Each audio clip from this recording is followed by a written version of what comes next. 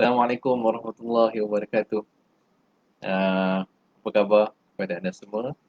Alhamdulillah kita dapat berjumpa sekali lagi dalam sesi market research malam ini. Alhamdulillah malam ni malam ke-10. Okey, so kita bersiaran secara langsung secara terus menerus.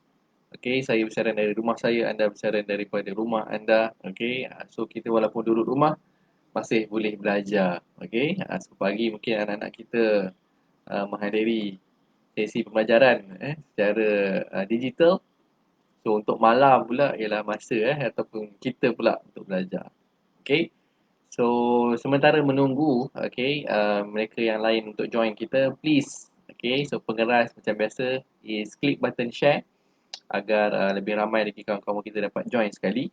Dan juga anda juga dapat pahala. Pengeras dia klik like button, please share dan juga komen sekiranya anda boleh dengar suara saya dengan clear.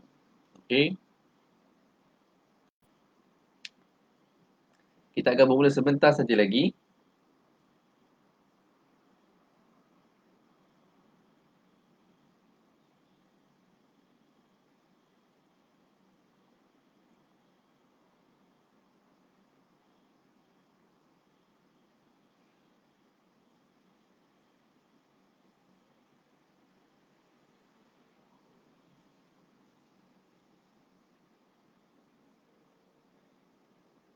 So please sementara itu klik button share. Itu pengeras dia untuk ilmu malam ni. Dan kita akan bermula sebentar saja lagi. Kurang dari 1 minit insyaAllah. Sementara saya pasangkan tekak sikit. Bismillah.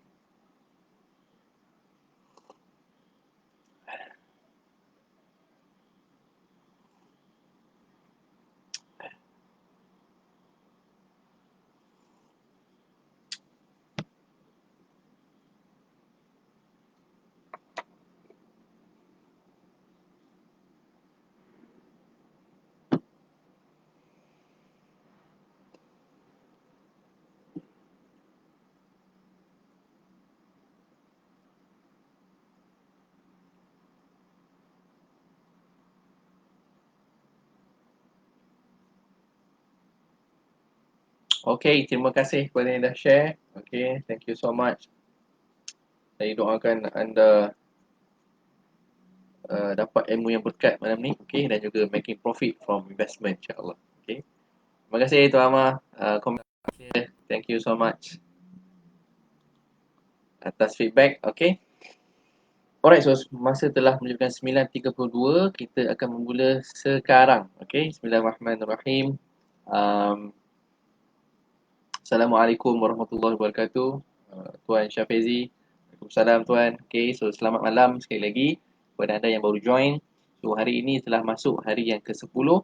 Kita bersiaran secara langsung melalui FB Live ni untuk kita belajar. Dan kita upgrade knowledge kita, ilmu kita dalam pelaburan. Dia otak ni ataupun kita punya knowledge, the brain kita ni dia macam sama macam compounding juga. So dia makin banyak kita practice dia, kita belajar, kita learn new things, dia juga akan compounded. Bukan investment dia compounded, tapi otak ni juga dia boleh compounding. So knowledge tu boleh compounding. So kita belajar satu hari satu. So even though saya percaya lepas 30 hari anda dah dengar, everyday anda consume new things, new knowledge, anda akan rasakan something yang different tentang diri anda. So kalau tak percaya nanti stay tune sampai episode ke-30. Kita nak tengok apa efek yang anda dah rasa after continuously learning every day. Kita punya otak tu dia berkembang. Lama sebelum ni dia stagnan. Dia size macam tu je. Kita tak push dia, kita tak paksa dia untuk belajar benda baru. Tapi bila kita try perlahan-lahan belajar sikit dan benda tu compounded, dia tak hilang. Dia ada dalam tu, cuma kita perlu practice. So buat revision dan study lebih lagi supaya dia lebih berkembang. Dan akhirnya bukan sekadar portfolio kita berkembang, tapi kita punya knowledge, kita punya value kita punya minda kita juga sentiasa upgraded. Teknologi upgraded. RAM nak yang laju, 16 gig dah sekarang. Hard disk, nak SSD, processor nak AMD sekarang semua nak upgraded, Ryzen 7 lah, Ryzen 9 lah Okay, so kita diri kita pun kena keep up to date lah in term of the knowledge dari segi pelaburan tu, okay, apa yang sedang berlaku dalam pasaran untuk membantu kita dia akan, ilmu ni akan direct kita ataupun memandu kita kepada arah yang betul, insyaAllah. Okay, so tanpa melengahkan masa, kita mulakan tajuk kita pada malam ini, okay, ialah berkenaan dengan sektor automotif. Okay, so automotive sector yang dikeluarkan untuk MIDF punya research dan dengan, okay, so dekat sini dikeluarkan hari ini 27 Januari 2021. Dia maintain positif, okay, sebelum ni pun dia dah pernah keluarkan research dia, okay, dia tulis positif. So sekarang ni dia punya research juga adalah masih dalam positif punya sentiment. Okay, so disclaimer again, ini ialah bukan buy call, okay. Tujuan kita malam ni hanyalah untuk information purpose only, okay. Dia bukan nasihat pelaburan ataupun pembelian. Tiada sebarang buy call diberikan, sebarang keputusan adalah atas risiko masing-masing.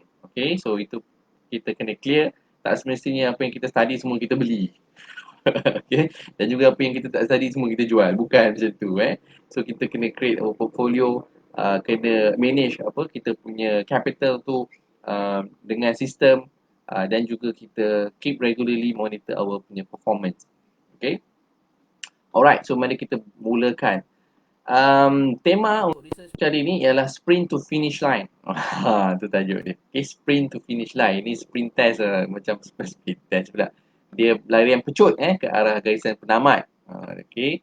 So antara yang difokuskan key investment highlight di dalam report ini, yang pertama adalah strong finish to 2020 with 26% year-on-year growth in December TIV to 68,836 units, near a record monthly high.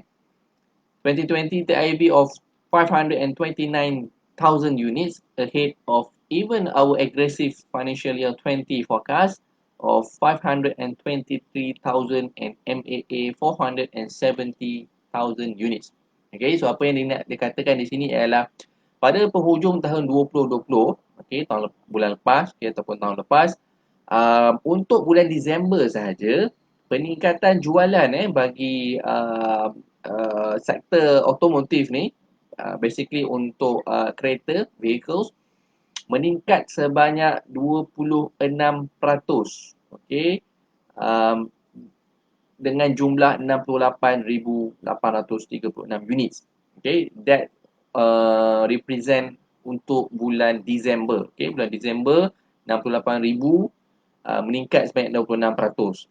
Alright. Dan juga bagi keseluruhan tahun 2020, jumlah unit kenderaan yang terjual adalah sebanyak 529,000 unit. Okay. Lebih daripada separuh juta, okay, unit kenderaan terjual. Okay, dan ini actually lebih daripada target ataupun forecast yang dikeluarkan sebelum ini, iaitu 523,000. Okay, ini dikeluarkan oleh MIDF dan MAA menganggarkan, okay, pada 2020 mereka mampu menjual sebanyak 470,000 unit. Okay, so this is way beyond MAA punya estimates, dan juga slightly above MIDF punya estimate. Okay, so MAA dia menganggarkan 470,000, MIDF menganggarkan 523. So yang actual terjual adalah sebanyak 529,000. Okay, so wow ke tak wow kat situ? Okay, so banyak ke tak banyak? Despite COVID, despite of crash, despite of economic punya crisis, jumlah kenderaan yang terjual bagi tahun 2020 adalah sebanyak 529,000, tuan-tuan. Okay, tuan-tuan dan puan-puan, despite orang kena buang kerja, despite of pemberhentian secara sukarela, MAS, BSS, potongan gaji dan sebagainya, okay, tetapi kita lihat data, okay, untuk jualan kenderaan masih meningkat, okay, meningkat dan juga melepasi paras 500,000 unit, okey, bagi 1 tahun. Okey, mana datang duit mana mana datang ni semua ni. Okey, so MAA adalah dia punya apa ni association untuk kenderaan industri kenderaan automotif punya sektor. Okey, dia punya persatuan dia yang mengurus ataupun dia ada yang dia orang bernaung lah. Okey. So yang kedua mari kita lihat apa dia tulis. Okay, so sales boosted by last minute purchases to benefit from tax holiday previously scheduled to end in December 20. Non-national staggered at recovery following aggressive launches in October 20 until December 20 period. Alright, so apa yang ingin diperkatakan di sini ialah number tu, okay, number jualan tu dia spike tiba-tiba, bukan tiba-tiba lah. Di penghujung Disember tu disebabkan oleh tax holiday government introduce tax holiday untuk penjualan kenderaan dan dengan tax holiday ni people are rushing lah to buy because of dapat pengurangan harga. Okay, so harga certain price dapat tax deduction tax holiday kat situ, so harganya lebih murah.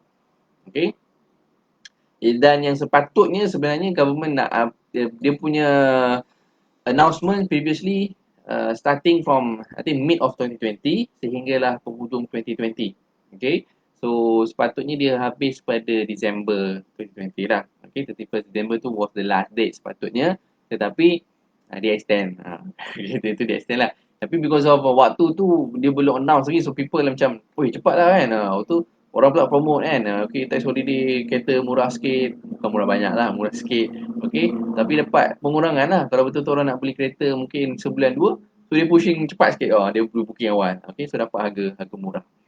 Okay, so that is yang membantu kepada peningkatan jumlah yang pada bulan Disember tersebut. Okay, so kita lihat kat sini, we keep our conservative financial year 21 forecast, TIV of 450,000 units. Okay, iaitu peningkatan 4% year to year, unchanged with potential upside. Okay, so MCO 2.0 is a setback by extension of tax holiday, accommodate stances on operability of economic sector, low interest rate and visibility of a vaccine rollout buffer downside risk. Okay, so forecast yang dianggarkan ataupun analisa yang dikeluarkan oleh MIDF Research ni, dia menganggarkan untuk financial year 21, okay, this year, jumlah jualan yang akan dijual di Malaysia adalah sebanyak 550,000 unit. Okay, peningkatan sedikit lebih kurang 11,000 unit, okay, meningkat daripada 2020.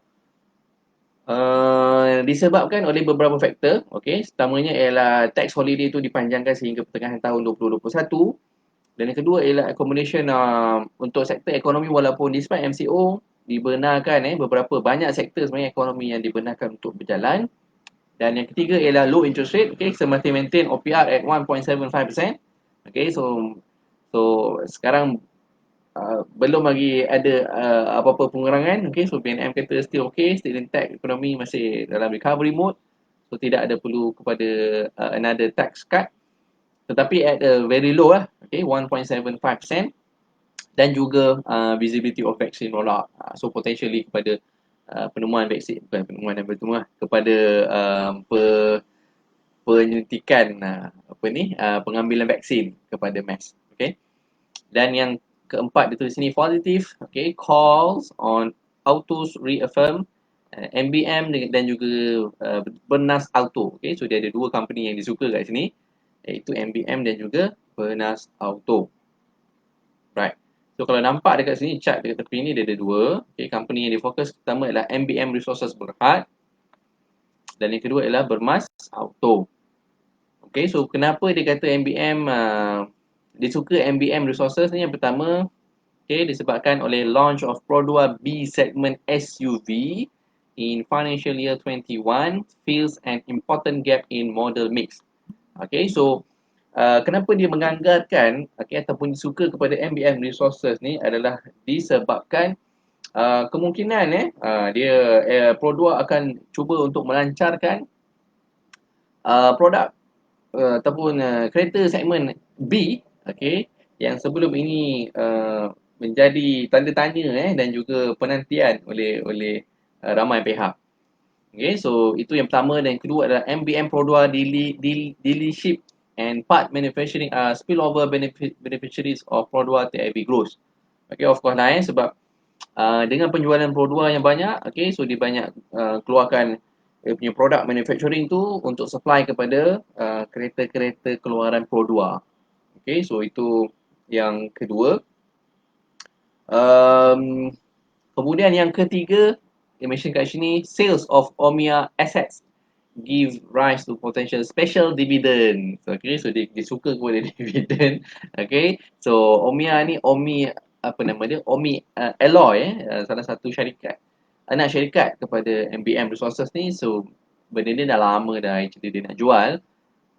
So, jika benda tu materialize dalam tahun 2021, so most likely dia akan membantu menambahkan apa ni dalam dia punya financial statement tu nampak cantik lah. Okay, sebab disposal of asset dia dapat dengan cost yang almost bukan almost zero lah. It's very minimum cost. Okay, mungkin ada transaction cost dan sebagainya. Tetapi dia mendapat benefit of satu lump sum money, okay, because of the disposal of the asset. Okay, so that is the three reason, okay, kenapa MIDF suka kepada MBM Resources ni, okay, because of Produa, okay, dan juga disposal of asset, okay, Omia tu.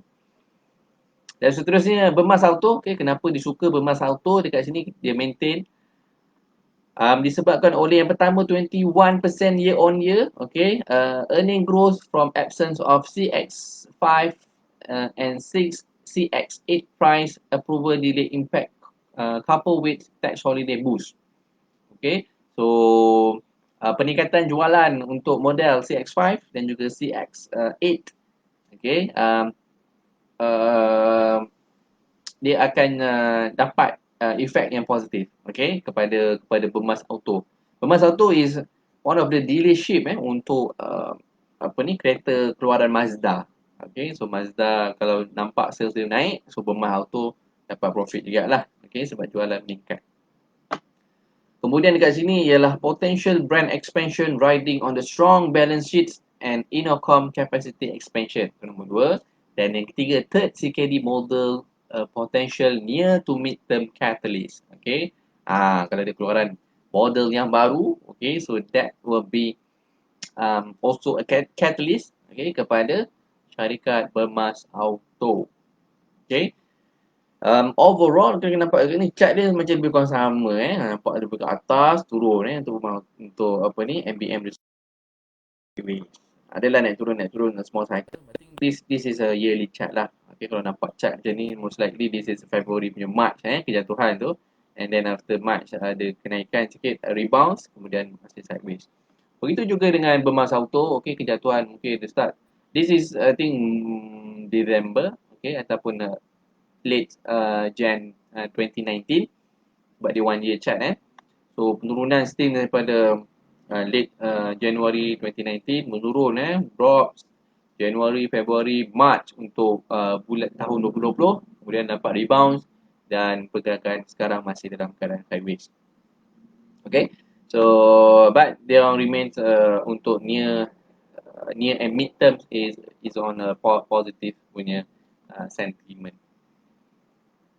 Okay, so dekat sini elaboration kita tengok kenapa dia mention strong end for 2020 dekat sini. Okay, because of tax holiday, okay, yang sepatutnya ended 31st December 2020. Okay, so people biasalah panic buying. Kat Malaysia ni dia ada dua jenis panic lah. Okay, pertama panic buying, kedua panic selling. Dia dua-dua tu ada. Okay, so dia panggil juga FOMO. Okay, FOMO, fear of missing out. Okay, so orang beli, dia orang pun nak beli. Okay, orang jual, dia pun nak jual. Itu biasa. Okay, itu dalam psychological punya ataupun technical analysis, itulah sebenarnya yang berlaku. Okay, so people selling, semua nak jual. People buying, semua nak beli. Okay, so that is how kita make profit kalau kita boleh baca pergerakan market, pergerakan pemikiran orang, we do the uh, alternative. Kita buat yang terbalik daripada orang lain buat. So itu cara kita make profit lah from investment. Okay, itu yang pertama tadi because of tax holiday yang sepatutnya ended to 2020. So people are rushing untuk buy.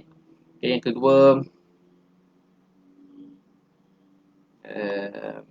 okay, tadi lebih daripada anggaran tadi. Okay. Okay, so yang ini non-national made a comeback. Non-national kereta keluaran bukan national. Maknanya kereta import lah kat sini Uh, While the national car drove most of the recovery through June-November 2020, non-nationals staggered a strong rebound in December, up by 22% year-on-year and increasing its share to 45% of TIV relative to second half 20 average non-national market share of 37%. This was following aggressive launches in fourth quarter 20, which comprised mostly of non-national car launches, such as the new Almera. Okay, new Almera launched November 20, new City, which is launched on October 20, as well as the new Hyundai Kona. Tak tahu macam mana sebut Kona, nama pun Kona, dan juga Mitsubishi Expander. Okay. Nama pelik-pelik Jepun dan Korea ni. Kemudian Proton also launched its X50 model in the same period, October 20. Okay, so kenaikan oleh jualan kereta import, okay, berlaku pada bulan daripada Jun sampai November tu dia agak stagnan, okay, tetapi pada bulan Disember tu sudah boleh dapat lihat dia punya kenaikan because of the launches of few models, okay, model yang baru seperti Almera, Nissan Almera, kemudian City, Honda City. I think this one is facelift City tu, as well as the new Hyundai. Okay, ada dua produk lain iaitu Hyundai dan juga Mitsubishi Expander. Okay, so ini membantu pengeluaran untuk kereta import lah. Kemudian kita lihat kat sini, okay, performance of key among the key non-national marques, Mazda stacked the strongest recovery in December, up by 87 year-on-year to 1,685 units. This was also partly due to the low base last year given issues with price approval for the facelift CX-5 and new CX-8. Honda staggered a 60% year-on-year growth to 11,575 units following launch of the new City in October, while Toyota staggered 13% year-on-year growth after launch of the facelift Vios and Yaris in December. Nissan, however, registered a 17% year-on-year decline. Okay, so inilah performance untuk beberapa car manufacturer. Yang pertama, Mazda mendapat peningkatan untuk bulan Disember dengan pelancaran ataupun harga pengeluaran yang terbaru untuk CX-5 dan juga model CX-8 dia. Kemudian Honda staggered dia punya growth tak banyak, okay, dan juga Honda agak banyak juga 60%, okay, peningkatan. Manakala Toyota tak banyak, okay, Toyota 13% je peningkatan year on year. Dan juga Nissan decline sebenarnya, dia punya jualan menurun. This most likely because Nissan nanti tak ada new models kan, yang selain Almera tu Sentra pula, Tiana tak ada yang baru, tak adalah sangat kan yang produk-produk dia yang baru. Okay, so itu updates untuk beberapa jenis kenderaan pengeluaran keluaran import, kereta-kereta jualan import. Seterusnya, okay ke tak okay so far? Okay, data-data ni mungkin belum menarik lagi. Okay, kat bawah ni dia baru nampak macam, oh wow, semua figure ada kat tangan kita. Okay, semua benda kita boleh nampak.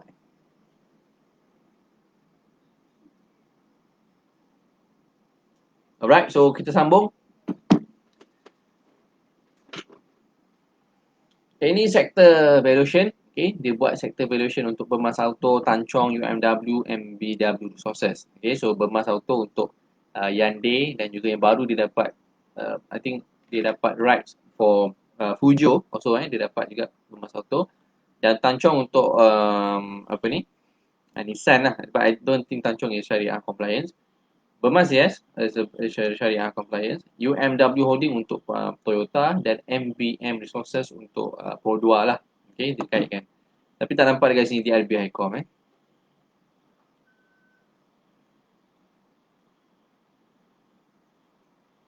Okay, so dekat sini kita nampak comparison untuk market share antara national car dan juga non-national car. Okay, yang biru atas ni is national. Okay, sentiasa kecuali bulan April itu dia menurun. Okay, for the rest of the year dia masih mengekalkan tampuk di atas lah. So non-national is kat bawah ni. Okay, so cantik kat bentuk dia. Jadi macam kumbang ini dia punya nyempit tu. Okay, kat atas ni, di bawah ni badan dia. Cantik Game of Craft jadi kumbang tu. Okay, so kita continue. Seringan seringan. Jangan serius sangat. Okay, so kita belajar relax. Cool click button share, komen, okay. So kita teruskan pelajaran. Kalau ada air kat tepi lagi bagus. Tak payah nak bangun ambil air. Okay, so saya minum sikit sunat.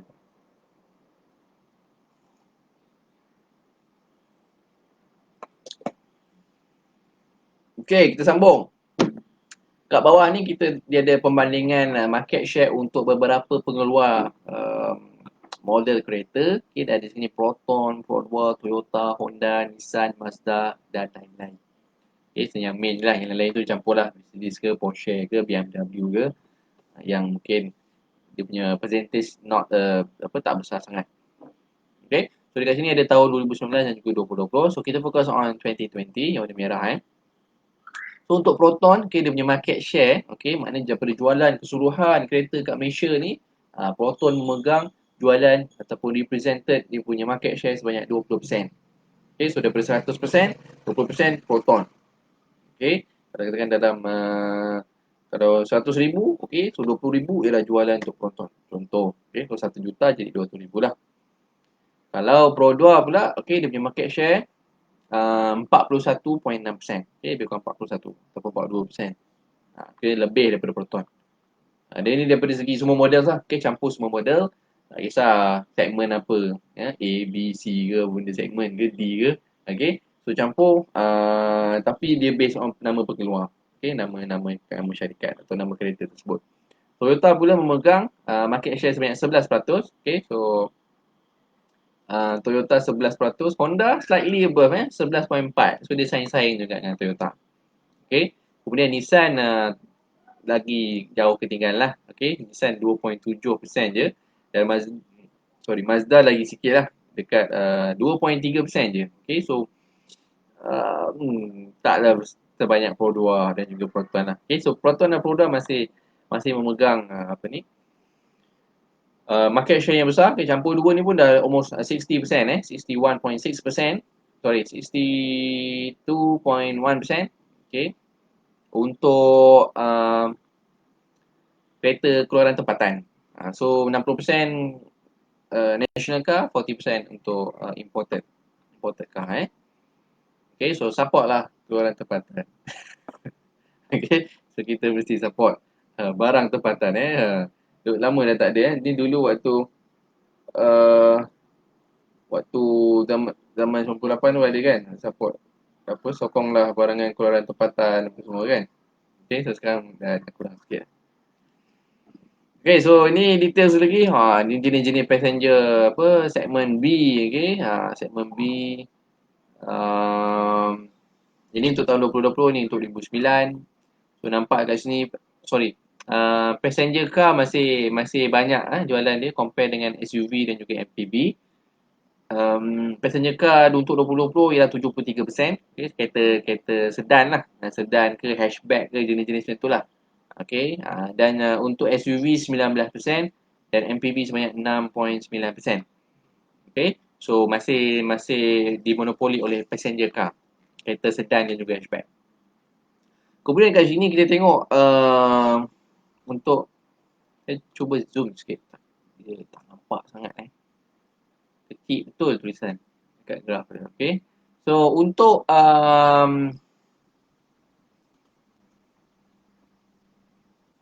sedan dan juga untuk hatchback, model sedan sedan ataupun model hatchback ni masih dipegang oleh Pro 2. Okey, so Pro 2 memegang lebih kurang berapa 51%. Okey. So kereta mungkin dari segi kereta Myvi, kereta Beza, kereta Azia, kereta apa lagi? Iaitu segmen untuk sedan. Okey. So dia punya market share dia pegang kat sini adalah 50%. Kemudian Proton 20%.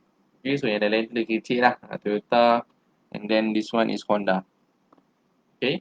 Bagaimana pula dengan SUV? Okay, so four wheel drive dan juga SUV. Kalau kita tengok kat sini Proton lebih daripada Pro 2 Pro 2 ni mungkin dia masuk arus kot dalam kategori ni. Okay, so Proton is 27%, Pro 2 24%. Okay, so Honda 17%. Honda mungkin model HRV dan juga apa ni? HRV dengan CRV lah kot kat sini dia punya model tu. Okey, kita sambung lagi dekat sini.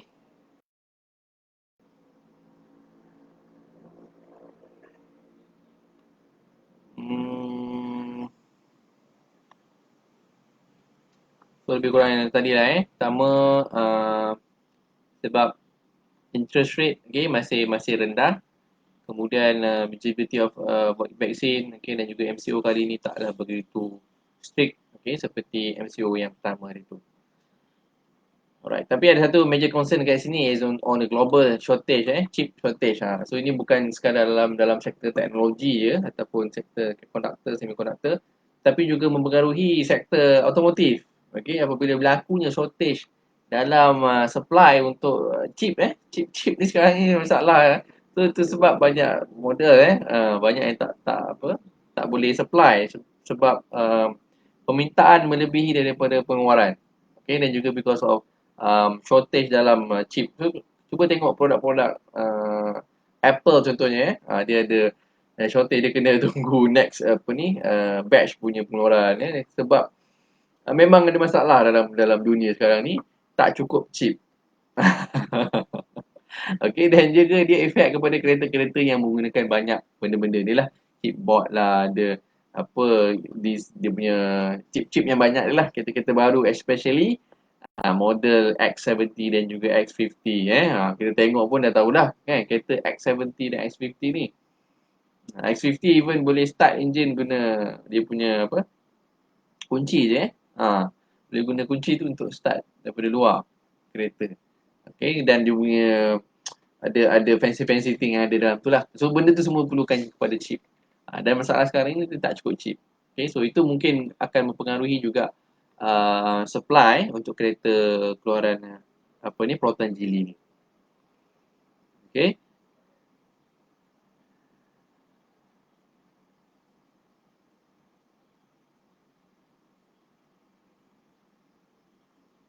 Okay, so yang kat bawah ni dia tunjuk TIV summary untuk bulan Disember, November dan juga Disember. Okay, untuk nampakkan comparison year on year, month on month dan juga year on year.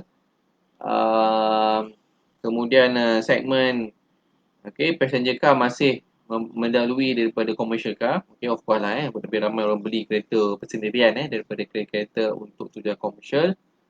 Dekat sini kita nampak market share untuk national car 55, national 44.9 is untuk non-national car. Okay, so kita dah sampai ke penghujung kita punya market research untuk hari ni. Saya open to the floor kalau ada any question regarding kita punya research hari ini. Menarik juga untuk kita perhatikan sektor automotif ni. Okay, so tapi saya bagi ulangan, this is not a buy call ini bukan nasihat pelaburan.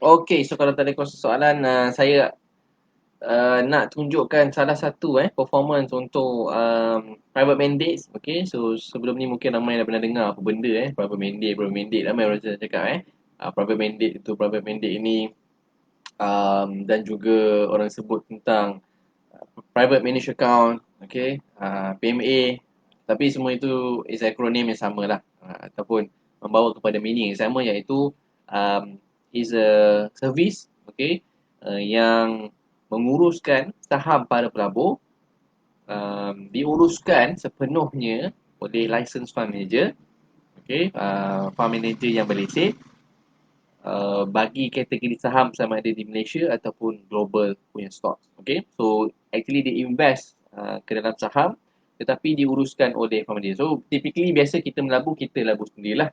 So kita buka kita account CDS, kita masukkan duit dalam account kita punya trading account, kemudian kita klik button buy, kita sell. Okay, so kalau untung kita untung, kalau rugi kita rugi, macam itulah. Okay, so dekat sini tapi yang servis yang ditawarkan ni adalah ada fund manager. Okay, a team, actually it's a team lah. Fund manager tu dia ada analyst dia ada fund manager dia yang akan membuat analisa, dia akan membuat kajian, okay, dia nak cari counter-counter ataupun syarikat yang berpotensi. Kemudian dia yang akan klik button buy and sell, bila nak jual, bila nak beli, berapa lot nak beli. Semuanya itu diuruskan oleh license fund manager ni. Okay, so that is service yang kita tawarkan. Contohnya dekat sini ialah pelaburan menggunakan EPF. So dia boleh sama ada gunakan EPF ataupun cash investment. So dekat sini kita nampak inception date dekat sini adalah 14 bulan 10 tahun 2020. Okay, so bulan 10 tahun lepas dia start join, mid of October 2020. So beberapa performance so far, okay, dia akan beli beberapa sektor, dia akan beli beberapa syarikat, bukan kita beli satu dua je. Dia akan diversify kepada beberapa company, okay, based on capital lah. Kalau bagi besar capital tu, of course kita boleh beli lagi banyak. Kalau capital kecil, kita manage accordingly. Okay, so yang highest dekat sini so far, one of the stocks dah hit more than 142%. Okay, dah lebih 142% dia punya profit. Ada yang 57%, ada yang 36%, 26%, 23%, okay, dan lain-lain. Ada 0% pun masih ada. Okay, so bukan semua yang dalam positif, tetapi most of it dalam positif punya position. Okay, so kita kena faham macam tu. Dan juga I think yang untuk this account, okay, anda boleh dapat akses ni. Kalau anda subscribe kepada fund manager ni, anda boleh buka akses ni 24 hour. So anda boleh tengok anda performance stock. Okay, tak perlu buat apa pun, just kalau nak monitor ataupun nak tengok okay, berapa dah keuntungan, okay, berapa pelaburan yang masuk, kita boleh akses 24 hour. Tetapi nak beli syarikat apa contohnya, Saipark ke, Resources ke, Serba Dinamik ke, okay, nak beli Uchi Technologies ke, ni this one akan ada fund manager yang akan uruskan. So anda tak perlu buat apa-apa. Tapi kalau nak monitor, nak tengok performance, okay, ada kat sini. Semua kita transparent. Kita tunjukkan berapa lot kita beli, berapa cost kita beli satu unit, berapa keuntungan sekarang, positif dan negatif. Tu kat situ semua very transparent. Okay, so itu antara benefit ataupun kemudahan yang ditawarkan dalam servis ni. Okay, anda tak perlu buat apa, let the license fund manager yang uruskan pelaburan anda. Okay, so dan juga kat sini kalau nampak Serba Dinamik Holding Berhad, this is a private placement. Okay, so siapa yang subscribe untuk private mandate ni juga, okay, dia boleh dapat untuk private placement. Okay, private placement ni ditawarkan kepada private lah. Okay, beberapa, dia tak tawarkan kepada public, dia akan cari siapa yang dia nak tawarkan, dia share. Okay, so very special lah. Okay, private placement, bukan semua orang boleh dapat. Dan juga beberapa kadang-kadang dapat free warrant juga ada. Okay, ada yang contohnya, okay, kat sini nampak ni total cost So nampak cost kat sini kosong. I think this most likely a warrant. Okay, so warrant ada dapat percuma kadang-kadang kita beli. Okay, so dapat free-free lah. Kat sini RM741 kan. Siapa nak bagi? Okay, normally bukan semua orang. Okay, kalau private mandate ni dia ada special boleh special deal lah, okay, dengan any company tu. Ada company akan buat presentation, okay, kepada fund manager. So fund manager akan decide lah sama ada this company is good or not. Okay, it's time to buy or it's time to sell. Every decision making is under jurisdiction ataupun discretion of fund manager. So anda boleh lay back duit anda biar fund manager kembangkan. Okay, this is stock saham bukan unit trust. Kita boleh invest dekat Malaysia stock, okay, sama ada small cap, mid cap, opportunity, blue chip stocks, okay, dividend stocks, ataupun nak invest juga dekat overseas, okay, global stock, Asia Pacific stock, everywhere, dan juga yang ini semua adalah patuh syariah. Okay, so kita ada produk yang untuk 100% patuh syariah. Kita beli memang stock, kita tak beli benda-benda lain. Okay, tak ada benda-benda yang hedging pun kita tak ada buat. Okay, tapi kita memang keep maintain cash balance. So kita tak invest 100%, kita ada cash balance. Supaya cash balance ni kita boleh guna at any time untuk buying bila ada opportunity. Okay, so market jatuh, beli.